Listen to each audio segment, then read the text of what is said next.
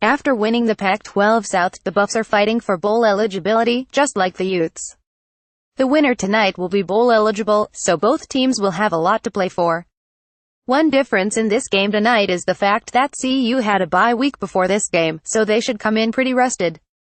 While the Utes are coming off of that emotional loss to Washington. Colorado does have some firepower on offense, specifically with their running back Phillip Lindsay. Lindsay has 1,402 yards and 13 touchdowns on the season, and is averaging 4.95 yards per carry. The Buffs go as far as Lindsay takes them. He is hard to bring down, and is a good receiver out of the backfield. Utah will need to have a good game plan to slow him down, unlike they did against Oregon and ASU. Steven Montez is their young QB, and he's been solid this season. He's put up 2,780 yards with 18 touchdowns and 9 picks, and has completed 61% of his throws. His mobility makes him a problem too, especially in third down situations, but if Utah can make him uncomfortable, he'll make mistakes. Colorado has some good wideouts, which can pose a problem for Utah. Bryce Bobo 640 yards, Shea Fields 623 yards and Devin Ross 508 yards are all very good pass catchers. So Utah can't really focus on one guy here, but the key will be when a play breaks down, not to let one of these guys get behind them.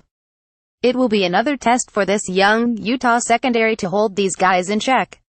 On defense is where CU has struggled a bit this season. They replaced a ton on defense from last year, especially in the secondary, not to mention they lost their DC to Oregon. The Buffs are giving up 446 yards per game, with almost 250 through the air and 200 on the ground. This is the type of defense that Tyler Huntley can shred, especially if he has Darren Carrington. The Buffs aren't giving up a lot of points, however, with only 27.6 points per game given up.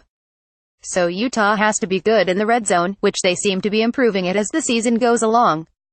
Colorado has played a much easier schedule than Utah in conference by missing Oregon and Stanford, while playing Cal and Oregon State. CU hasn't been as competitive against the likes of USC, Washington and Washington State, while Utah was right there and maybe should have beaten two of those teams. Utah has wins over UCLA and Arizona, where CU dropped those games. Of course, different teams at different times, but it's interesting to look at. It's a big game for both teams, and it will be interesting to see how this one plays out.